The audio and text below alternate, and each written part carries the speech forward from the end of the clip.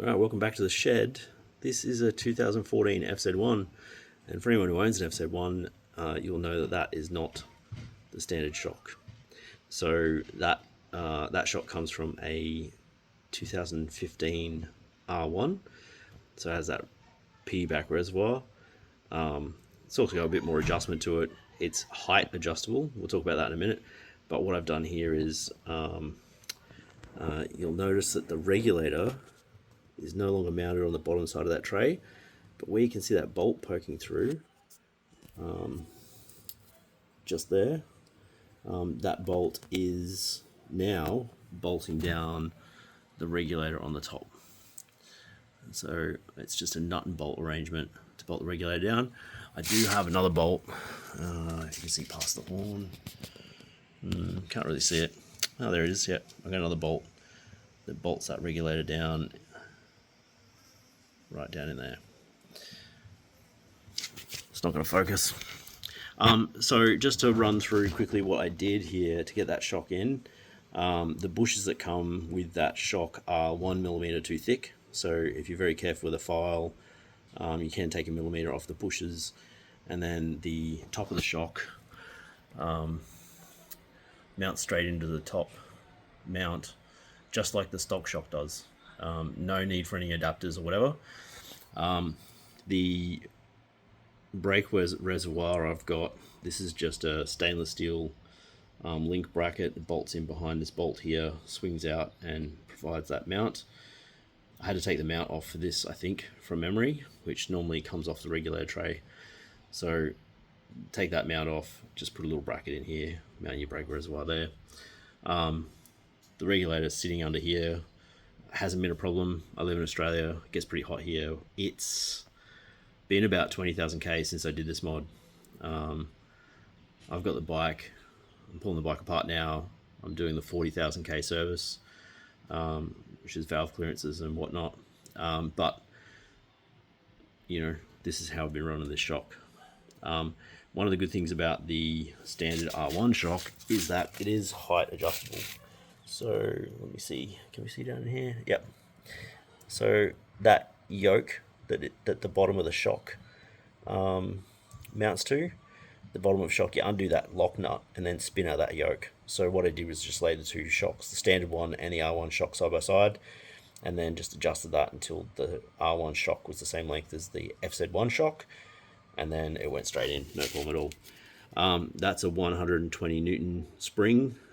I'm 92 kilos plus riding gear, plus luggage when I tour, plus I use it with I take a pillion on it semi-regularly, so I've gone with a 120 Newton spring with the stock valving and the rebound wound to its maximum. It performs quite well, and you know, the tyre wears pretty even. This is a tyre that's only done one ride from Newcastle to Sydney down Putty Road, but it wears pretty even, so I'm pretty happy with the way that's set up. Other than that, I think I used the Sport Rider settings for the two compression adjustments, and preload is just set based on sag, so that's worked out pretty good.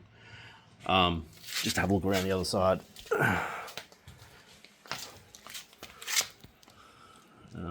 Yeah, so the shock mounts in there pretty good.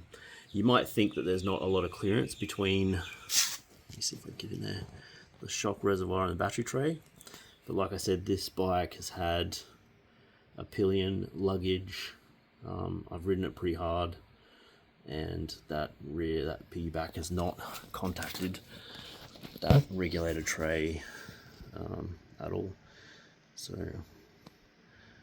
still won't focus. Yeah,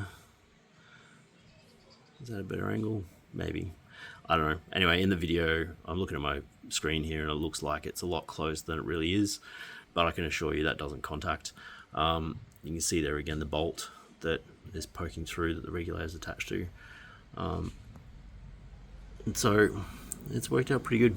I've been really happy with it. 120 Newton spring is about the heaviest spring you can get. If you're a bit heavier than me and you don't take a pillion or luggage, you can probably get away with the 120.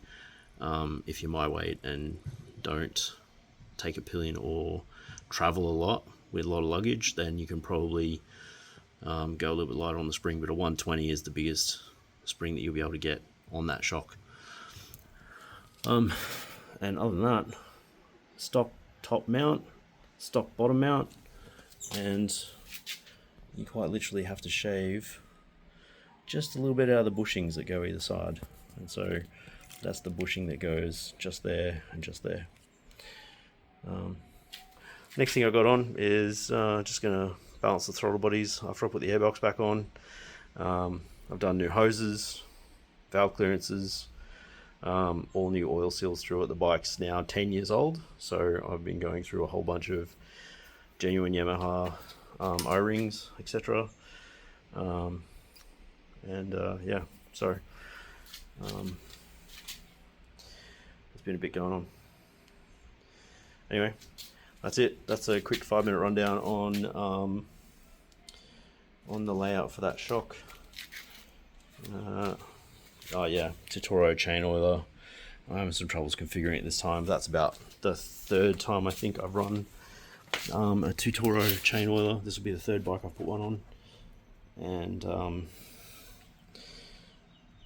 this one, I don't know, the new nozzle that goes on the end of it, I'm not real happy with, so I might do another video on that later. I'm going to pull out an old nozzle that I have left over from another bike.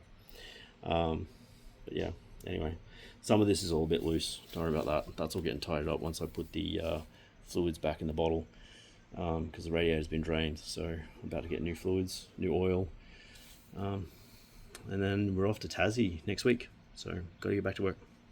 Catch up.